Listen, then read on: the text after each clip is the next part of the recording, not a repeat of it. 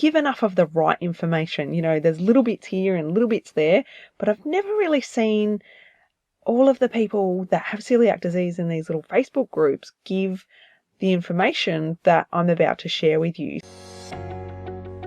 Welcome to the Healthy Celiac Show. I'm your host, Belinda Whelan from belindawhelan.com, and here you will learn to live your very best life with celiac disease.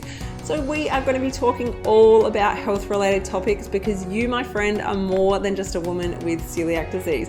Be sure to hit that subscribe button so that you don't miss an episode, and welcome to the show. So a question that comes up a lot is, how do I feel better after I've accidentally been glutened? Now, there's so many different answers to this, and I don't think I ever see anyone in any of the Facebook groups that I'm in give enough of the right information. There's little bits here and little bits there, but I've never really seen all of the people that have celiac disease in these little Facebook groups give the information that I'm about to share with you. So I hope that this podcast really, really helps you. And it's one that I recommend that you save and refer back to you if and when you accidentally get glutened. Now, if you listened to last week's episode, we were talking about how to heal your body after you've been diagnosed with celiac disease. Now, many of those tips definitely do help support you if you were accidentally glutened, but this is more so for later on. So if this was to happen to you, these are my top tips for you. Now, first up is rest. Now, this one almost goes without saying because many of us that get glutened feel like we've been hit by a truck and we can't help but rest. There's been times in the past where I've accidentally been glutened and my husband's had to take time off work. Not so much to look after me, but to look after our kids because I was incapable of it. It was like, I had the flu and gastro and, pregnancy all rolled into one, but it was just that I'd accidentally had gluten. So I could not look after our children. So he was home to look after them instead so that I could sleep it off and just rest. So definitely take time off work if you need to. Definitely take time off from study as well. And just let your body take the time that it needs to rest and recuperate. Now, the next one is rehydrate. This is super important. If you have anything like vomiting, diarrhea, it's very, very important to make sure you rehydrate. But even so, water will help flush out those toxins that you've now got in your body. So definitely recommend to you just plain old water, drink as much of it as you can stomach. And also coconut water is fantastic for rehydration as well. I recommend that you have some warm peppermint tea or ginger tea, whichever one you like the most. They should settle an upset stomach. So, don't wait for if you accidentally get gluten, have these teas on hand. Have them at home, have them in your handbag, just have them so that you've got them if and when you need them. If you're new to being diagnosed with celiac disease, it's almost probably guaranteed that you're going to have some accidents and slip up every now and again until you know exactly what you're doing and, get on track.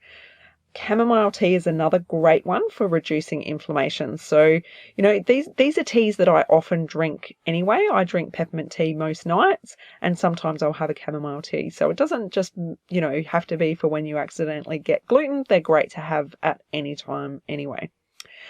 Now, let's talk about food. So sometimes it is the last thing you feel like doing is eating food. So it is recommended that you have something that's easy to digest and something that's really simple for you to consume and it's easy on your body. So something like a bone broth is fantastic. Or if you're not into bone broths, you could just have, very basic soup, something like that. And then once you feel better from that, move on to some gluten-free toast, just something quite plain, maybe some butter on there, nothing too fancy.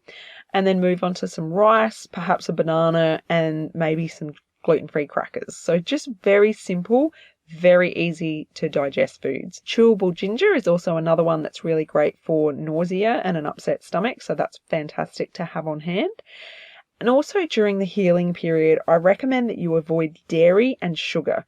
because during this time, your villi is really not in its best shape to digest these. And this is why so many people, when they first get diagnosed with celiac disease, cannot stomach dairy. Okay, there's this whole movement against dairy while you've just been diagnosed, while your body heals. So if that's something that you need to look at, I recommend that you have a trial with that.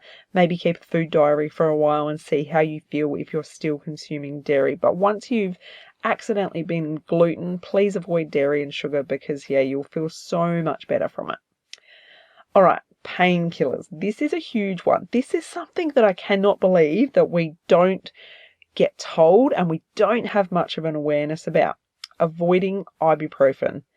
So any painkillers that have got ibuprofen in it, we should not be taking ever as celiacs, because it is too harsh on our stomach.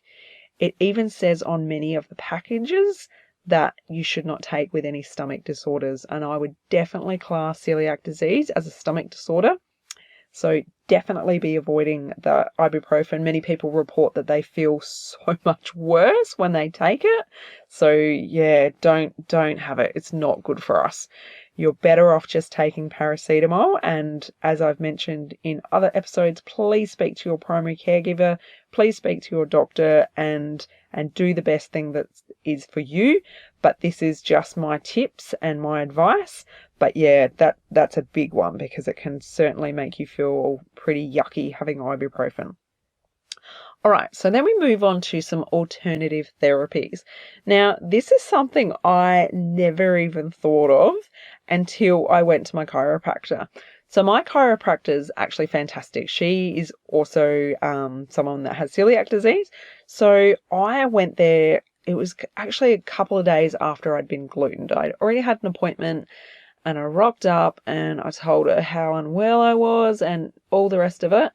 And she said, next time you get glutened, book an appointment straight away, come in and see me. And I was like, what? What's going on here? And after my adjustment, I felt so much better. It was just ridiculous. I cannot believe the difference that I felt in my body after her readjusting me. So yeah, getting a chiropractic adjustment just worked wonders on me. So that is a massive tip that, you don't really hear about too much, but it basically helps to move the toxins out of your body. And even a really good deep tissue massage can help with that as well. So yeah, worth checking out, guys, definitely.